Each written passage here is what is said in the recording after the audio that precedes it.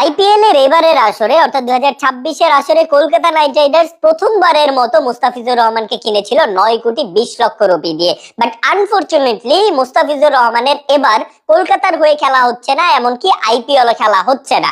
কারণ Indian cricket council বা BCCI স্পষ্টভাবে কলকাতাকে নিষেধ করে দিয়েছে তারা যাতে মুস্তাফিজকে দলে অন্তর্ভুক্ত না রাখে, এবং কলকাতাও এটা নিশ্চিত করেছে যে এবারের আইপিএল এ তারা নিলাম থেকে মুস্তাফিজকে কিনলেও এবারে তারা তাদের দলে মুস্তাফিজকে অন্তর্ভুক্ত করতেছে না। এবং এটার কারণ হচ্ছে মুস্তাফিজুর রহমান, আমাদের মুস্তাফিজুর রহমান একজন বাংলাদেশি এবং তিনি একজন মুসলমান, এবং ভারতীয় উগ্রবাদীরা এটা থ্রেট করছে যে মুস্তাফিজুর রহমান যেহেতু একজন বাংলাদেশি এবং একজন মুসলমান, সেহেতু মুস্তাফিজুর রহমান যদি এবারের আইপিএল খেলে বা এবারে আইপিএল এ কলকাতার হয়ে অংশগ্রহণ করে তাহলে তারা হ্যান করে ফেলবে, ত্যান করে ফেলবে, একদম তছনছ করে ফেলবে সবকিছু। এবং ভারতীয় উগ্রবাদীদের এইসব থ্রেটে বিসিসিআই এবং ভারতীয় প্রশাসন ভয় পেয়ে গেছে এবং তারা কোনো ধরনের অনাকাঙ্ক্ষিত ঘটনা ঘটাতে যাচ্ছে না, যার কারণে তারা মুস্তাফিজকে এবারের আইপিএল থেকে বাদ দিয়ে দিছে। এখন আমার কথা হচ্ছে বাংলাদেশের একজন মাত্র প্লেয়ার মুস্তাফিজুর রহমানকে যদি ভারত এবং ভারতীয় প্রশাসন নিরাপত্তা দিতে না পারে, কয়দিন পরে যে টি-20 ওয়ার্ল্ড কাপে বাংলাদেশের পুরো দলটা গোটা দলটা ভারত খেলতে যাবে, তখন তো তারা বাংলাদেশি পুরো দলকেই নিরাপত্তা দিতে পারবে না ভাই।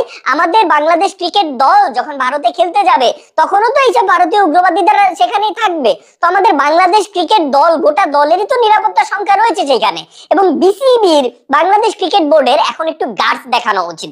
বিসিবির এখন উচিত, যেহেতু ভারত মুস্তাফিজুরকে নিরাপত্তা দিতে পারতেছে না, সো তারা বাংলাদেশ গোটা ক্রিকেট দলকেও নিরাপত্তা দিতে পারবে না, এবং বিসিবির আইসিসি কে জানানো উচিত যে যেহেতু ইন্ডিয়ায় বাংলাদেশ ক্রিকেট দলের নিরাপত্তা সংখ্যা রয়েছে, সো টি-20 ওয়ার্ল্ড কাপে বাংলাদেশের যতগুলো ম্যাচ ভারতে হবার কথা সেই ম্যাচগুলো ক্যান্সেল করে সেগুলো যেন শ্রীলঙ্কায় দেয়া হয়। কারণ ভাই এইসব ম্যাচ টুর্নামেন্ট এগুলোর আগে তো বাংলাদেশ ক্রিকেট প্লেয়ারদের নিরাপত্তা বেশি জরুরি, তাই না? এবং দ্বিতীয়ত ভারতের এতদিন পাকিস্তানকে নিয়ে সমস্যা ছিল, আজকে বাংলাদেশকে নিয়ে সমস্যা, কালকে শ্রীলঙ্কাকে নিয়ে সমস্যা হবে, পরশুদিন আফগানিস্তানকে নিয়ে সমস্যা হবে, তরশুদিন ইংল্যান্ডকে নিয়ে সমস্যা হবে। এরকম একের পর এক দল একের পর এক দেশের সাথে যেহেতু ভারতের এত সমস্যা হয় এবং এক একটা দল এক একটা দেশ যেহেতু আস্তে আস্তে ভারত বিমুখ হয়ে যাচ্ছে, তো পরবর্তীতে ভারতে আইসিসির কোনো টুর্নামেন্টের আয়োজনই করা উচিত না। তার থেকেও ভালো হয় ভারতকে যদি কোনোভাবে আন্তর্জাতিক ক্রিকেট থেকেই বাদ দেওয়া যায়। কারণ আপনি দেখবেন যত সমস্যা, মানে পাকিস্তানের সাথে সমস্যা, বাংলাদেশের সাথে সমস্যা, বা অন্যান্য দলের সমস্যা,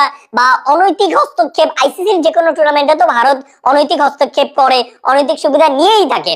এই যে ক্রিকেটের এইসব সৌন্দর্য এতদিন যে ছিল, এগুলো কিন্তু আলটিমেটলি ভারতই নষ্ট করছে।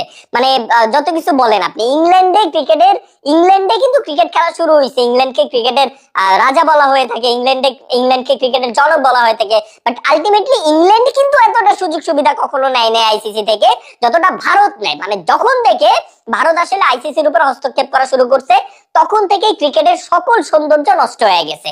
যেহেতু ভারত এই ক্রিকেটের সৌন্দর্য নষ্ট করছে, অনৈতিক সুবিধা নিয়ে থাকে, তাদের ক্ষমতার দাপটে হোক, টাকার দাপটে হোক, যেহেতু এইসব সুবিধা নিচ্ছে, এবং ভারতের সাথে যেহেতু পাকিস্তানের সমস্যা, বাংলাদেশের সমস্যা, পরবর্তীতে আরো অনেক দলের বা দেশের সমস্যা হইতে পারে, তো ভারতকে যদি কোনোভাবে ক্রিকেট থেকে বাইর করা যায় তাহলে ক্রিকেট আবার তাদের সেই সব পুরনো ঐতিহ্য ফিরে পাবে, ক্রিকেটের সৌন্দর্য আবারও ফিরে আসবে, এবং আবারও ক্রিকেট একটা জেন্টলম্যান গেম হিসেবে চলে আসবে।